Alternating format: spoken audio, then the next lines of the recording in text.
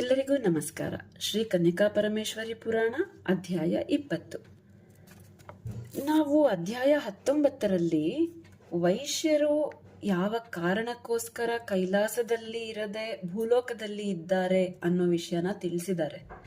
ಪರಮೇಶ್ವರನ ಆಜ್ಞೆಯಂತೆ, ಪರಮೇಶ್ವರನ ಇಚ್ಛೆಯಂತೆ ವೈಶ್ಯರನ್ನ ಭೂಲೋಕಕ್ಕೆ ಕಳಿಸಿದ ಅಲ್ವಾ ಪರಮೇಶ್ವರ.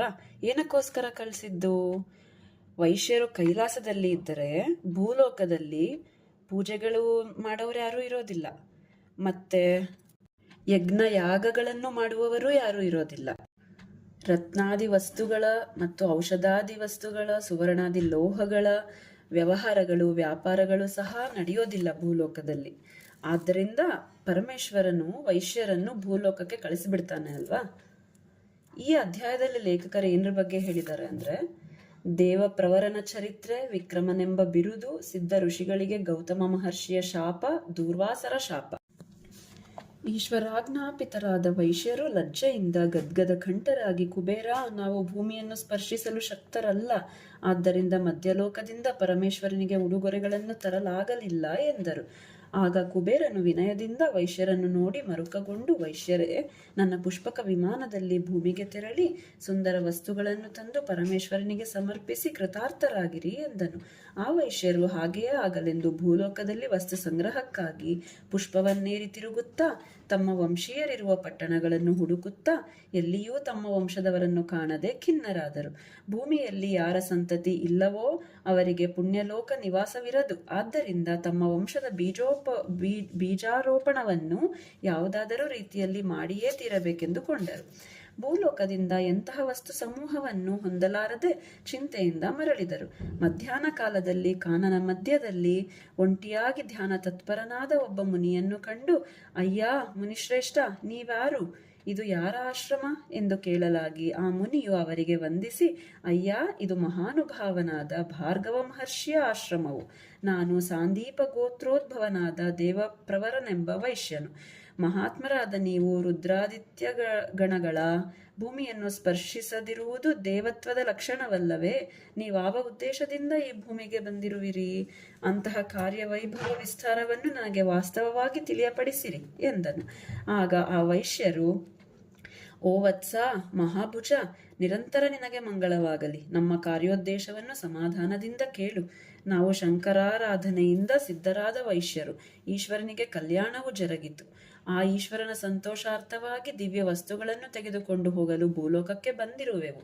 ಪುತ್ರ, ನಮಗೆ ಅವನ್ನು ಸಂಪಾದಿಸಿಕೊಡು ಎಂದರು.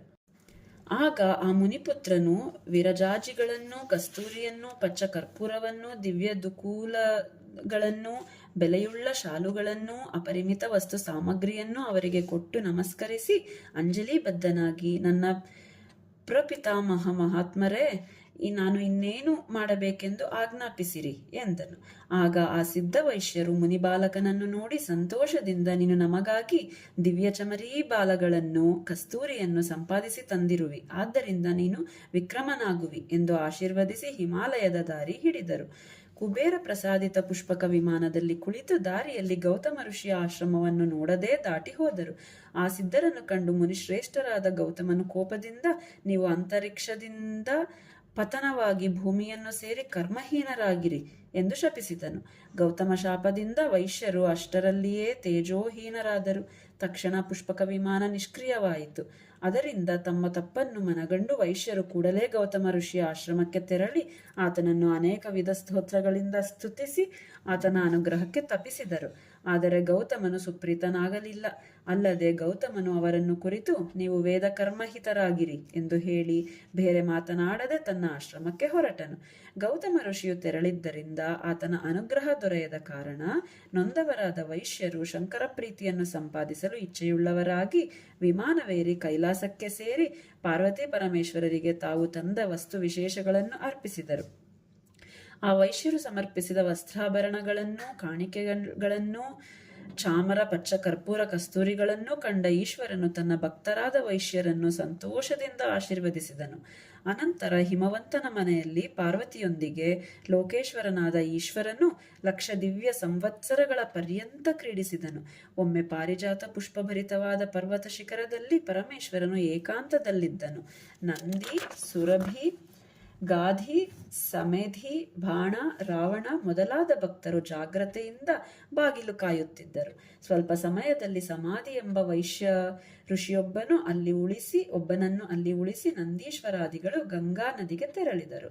ಇಂತಹ ಸಮಯದಲ್ಲಿ ಷಡ್ಗುಣೈಶ್ವರ್ಯ ಸಂಪನ್ನರಾದ ದೂರ್ವಾಸ ಮಹರ್ಷಿಯು ಈಶ್ವರ ದರ್ಶನಾರ್ಥವಾಗಿ ಬಂದರು.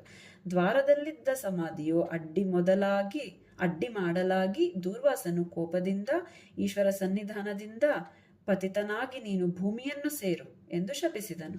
ಶಿವಸೇವೆಗೆ ವಿಘ್ನ ಮಾಡಿದರೆ ಮಹಾತ್ಮರ ವಂಶವಾದರೂ ಸಂದೇಹವಿಲ್ಲದೆ ಭಸ್ಮವಾಗುವುದು. ಆಗ ಜಗತ್ಪ್ರಭುವಾದ ಈಶ್ವರನು ಅದನ್ನು ತಿಳಿದುಕೊಂಡು ಅಲ್ಲಿಗೆ ಬಂದು ತನ್ನ ಅಂಶಜನಿತನಾದ ದೂರ್ವಾಸನನ್ನು ಸತ್ಕರಿಸಿ ಕಳಿಸಿ ತೇಜೋಹೀನನಾಗಿ ನಿಂತ ಸಮಾಧಿ ಎಂಬ ಋಷಿಯನ್ನು ಕಂಡು, ಬ್ರಾಹ್ಮಣ ಶಪಿತರಾದವರು ಈ ಸ್ಥಳದಲ್ಲಿ ಇರುವುದು ಸಮ್ಮತವಲ್ಲ. ಆದ್ದರಿಂದ ಶೀಘ್ರವಾಗಿ ಭೂಲೋಕಕ್ಕೆ ತೆರಳಿ ಶಾಪ ವಿಮೋಚನೆಯನ್ನು ಪಡೆದು ತಿರುಗಿ ನನ್ನ ಈ ಮಂಗಳಕರವಾದ ನಿನ್ನ ಸ್ಥಾನಕ್ಕೆ ಬಾ. ನಿನಗೆ ಅಗ್ನಿಯಿಂದ ಶಾಪ ವಿಮುಕ್ತಿಯಾಗುವುದು ಎಂದು ನುಡಿದು ಅಂತರ್ಧಾನನಾದನು. ಆಗ ಸಮಾಧಿ ಎಂಬ ಆ ವೈಶ್ಯನು ಖಿನ್ನನಾದನು.